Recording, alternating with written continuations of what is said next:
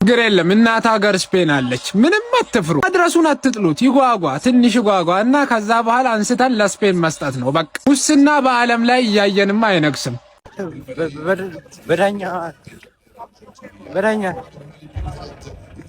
በዳኛ መሰለኝ ዳኛው ለምን ገባ ዳኛው? ሰላም ነጃ በርሶ መጋረጃ ያአላህ አምጣልኝ ፈረጃ አለ።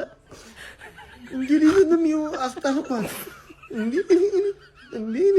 አስማታለኝ እንዴ ሰው አይደለሁም እንዴ ምንድን ነኝ እኔ ፓወር አለኝ እንዴ አሁን ቢልም ሸይጣን ረጅም እንዴ እንደዚህ አለ እንዴ ታምራለኝ እንዴ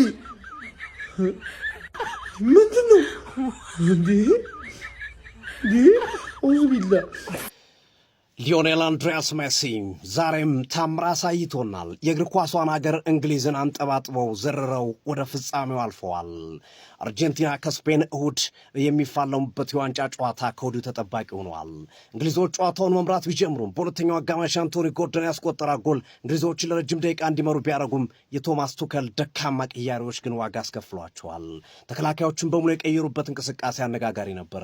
ጎርደንን አስወጥተው ኢዝሪ ኮንሳን እንደዚሁም ደግሞ ዲክላን ራይስን አስወጥተው ኒኮ ኦራይሊን ያስገቡበት፣ ከዛ ባለፈ ደግሞ ሪቻርድ ጄምስ በወጣበት እንቅስቃሴ ዳንበርን ያስገቡበትና በስምንት ተከላካይ ተጫዋቱ አንዷን ጎል ለማስጠበቅ የሄዱበት እንቅስቃሴ ዋጋ ያስከፈለና እንግሊዞች በትልቁ ጸጉራቸው እንዲነጩ ያደረገ እጅግ ደካማ ውሳኔ ሆኖ ተመልክተዋል። አርጀንቲና ደማሉ አርጀንቲና እግር ኳሳዊ በቀል ደገሙት። የ1984ቱን በቃላቸው ተገኙ።